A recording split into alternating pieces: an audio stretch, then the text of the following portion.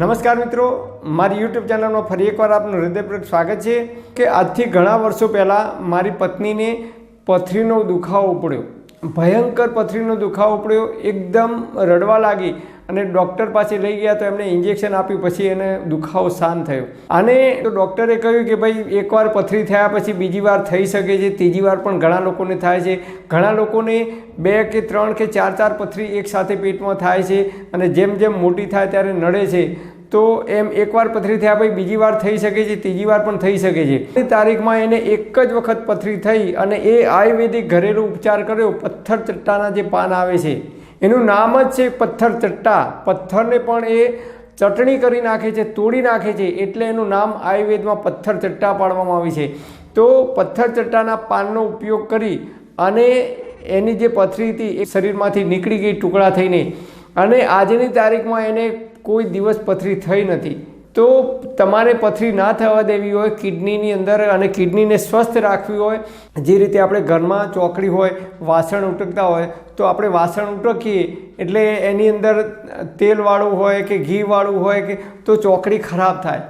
સાબુનો ઉપયોગ કરીએ કે કોઈ લિક્વિડનો ઉપયોગ કરીએ તો પણ ચોકડી ખરાબ થાય, ચિકાસવાળી થાય.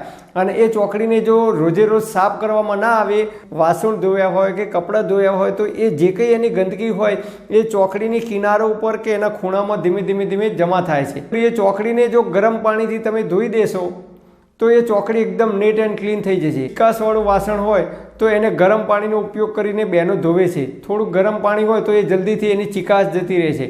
બસ એ જ રીતે આપણી કિડનીને જો નિયમિત સાફ કરવી હોય તો આયુર્વેદમાં કહે છે કે ગરમ ઉંફાળું પાણી પીવાનું. ક્યારે પીવાનું?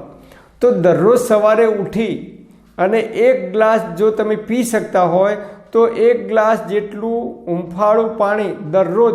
હું નહીં, મારા ઘરના બધા જ સભ્યો નિયમિત વર્ષોથી અમે 1 ગ્લાસ બધા જ 1 ગ્લાસ ઉંફાળું પાણી ઉકળું બેસીને, એટલે કે આપણે જે રીતે ટોયલેટ જવા બેસીએ છીએ ને, સાદા ટોયલેટમાં ટોયલેટ જવા બેસીએ છીએ એ રીતે ઊભા પગે બેસી અને 1 ગ્લાસ ઉંફાળું પાણી, ગરમ ઉંફાળું પાણી નિયમિત મોઢામાં ફેરવીને ઘૂંટડે ધીમે પીવાનું. 5 મિનિટ જેટલો સમય લાગવો જોઈએ 1 ગ્લાસ પાણી પીતા. પાણીને ખાવાનું કહ્યું છે આયુર્વેદમાં, પીવાનું નથી. અને ખોરાકને પીવાનું છે, મતલબ કે પાણીને મોઢામાં ફેરવીને ધીમે પીવાનું. તો સવારે ઉઠીને તરત આપણે પાણી પીએ તો મોઢામાં જે કંઈ લાળ હોય એ આલ્કલાઇન છે, એ લાળ આપણા પેટમાં ઉતરે છે અને આપણા ગરમ પાણી પેટની અંદર જ્યારે જાય છે ત્યારે એ આપણી કિડનીને, હોધરીને એકદમ સાફસૂફી કરે છે. તમે જુઓ, જે રીતે કોઈ ચિકાસવાળું વાસણ આપણે ધોઈએ ગરમ પાણીથી તો એ ચિકાસ જતી રહે છે, એમ આપણા હોધરીની અંદર કે આપણા કિડનીની અંદર જે કંઈ ગંદકી હોય એ ગરમ ઉંફાળું પાણી અંદર જાય છે ત્યારે તમે 40 મિનિટ પછી તમને પેશાબ આવશે અને એ પેશાબ એકદમ સફેદ પાણી જેવો જ દેખાશે, પીળો નહીં આવે. એ કિડનીમાંથી ગળાઈને આવે છે તો પેશાબ એકદમ સ્વચ્છ પાણી જેવો આવે છે, મતલબ કે કિડનીને એકદમ ક્લિયર કરીને બહાર નીકળે છે પેશાબ રૂપે.